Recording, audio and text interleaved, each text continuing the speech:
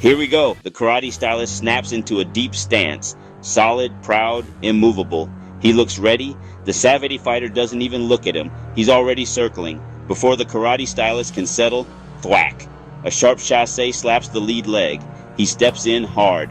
Linear, explosive, exactly as trained. Savate slides away. Not a retreat, an angle. Thwack, thwack. Two fast kicks. Thigh, calf. Before he can even reset his feet, he tries to square up. Too slow. Savate darts in, taps the body, pivots out. In, out, gone. Committed, stiff, angry.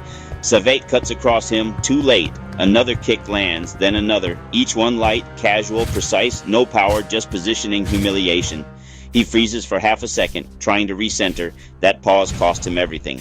Chassé to the hip.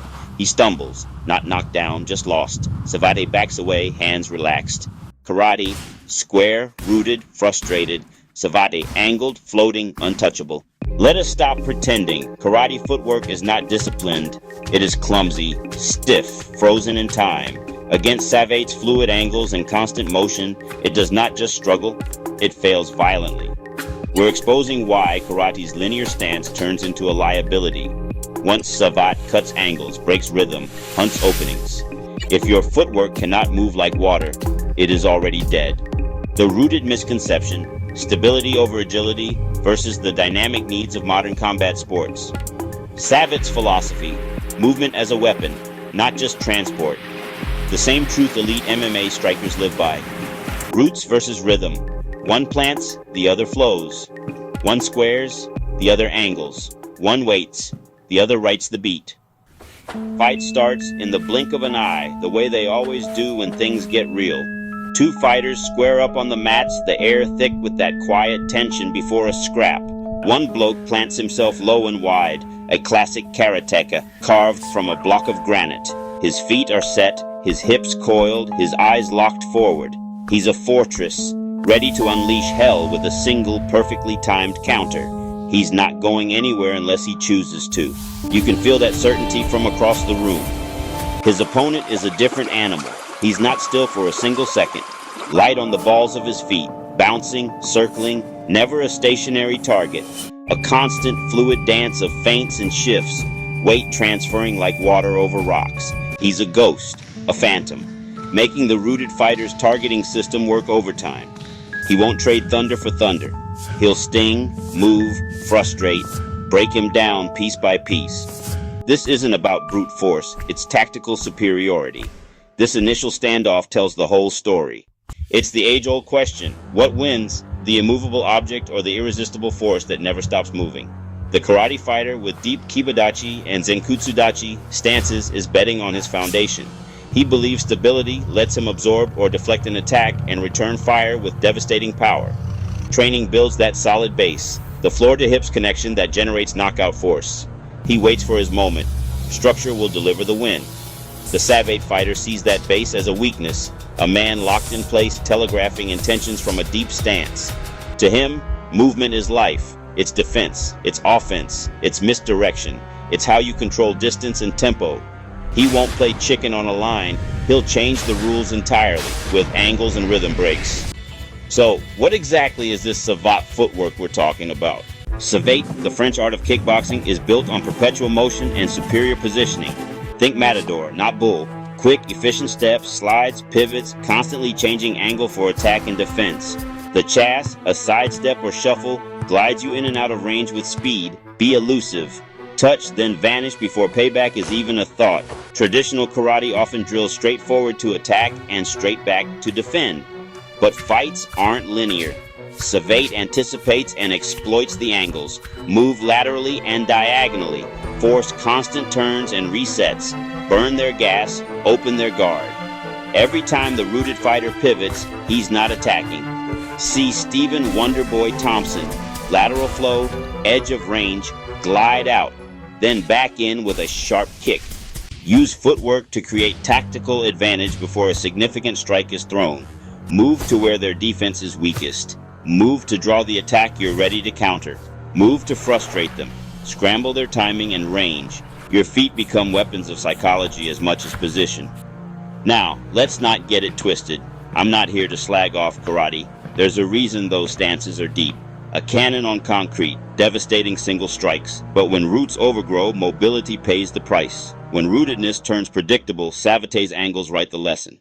Deep stances build a direct kinetic chain, floor to legs to hips to fist or foot. Stability transfers energy efficiently for truly devastating single shots. A classic Gyakuzuki, power from hips, anchored back foot, drilled relentlessly in Kihon and Kata. One shot, one kill. But strength becomes liability, predictability, and limited mobility. To launch or change direction from deep stance, you must shift weight. And that telegraphs. They see hips turn, front leg load, and they're gone before your strike is halfway. You trade mobility for stability and raw power. In modern fights, rooted can feel like feet set in wet cement. While you wait for perfect, Savate lands 10 quick ones from angles your stance wasn't built to defend. Fighting is geometry. The simplest path is a straight line. Traditional karate excels on that line. Savate refuses the game. A small sidestep, a pivot, and the shot sails through empty space. You didn't block, you weren't there. Now you own the flank. As they recover, you're at their side. Leg, body, or head, with lower risk of return fire. Two fighters on a railway track, forward to attack, back to defend. Step off, and you strike from safety. Savate is the art of stepping off the track, turning fights into flanking sequences. Linear training meets circling predators.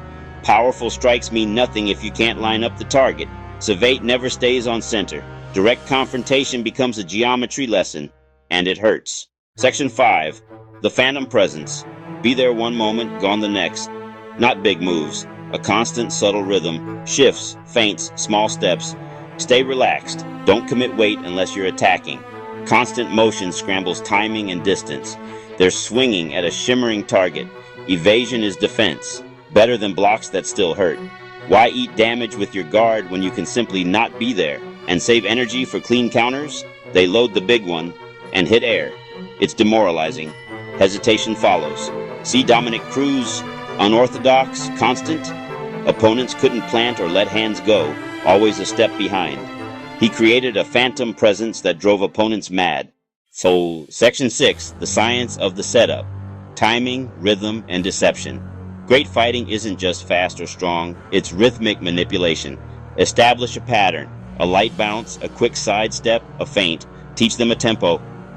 Quick light kick to the lead leg, then slide back. 1, 2. Do it again. 1, 2. On the third, throw the light kick, but explode forward, right hand, or a high kick.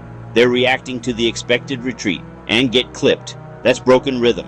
Power first styles can become reactive, waiting for mistakes. Savate creates the mistake. Use your feet to tell a story. Sell a lie. Deliver the strike they never saw coming.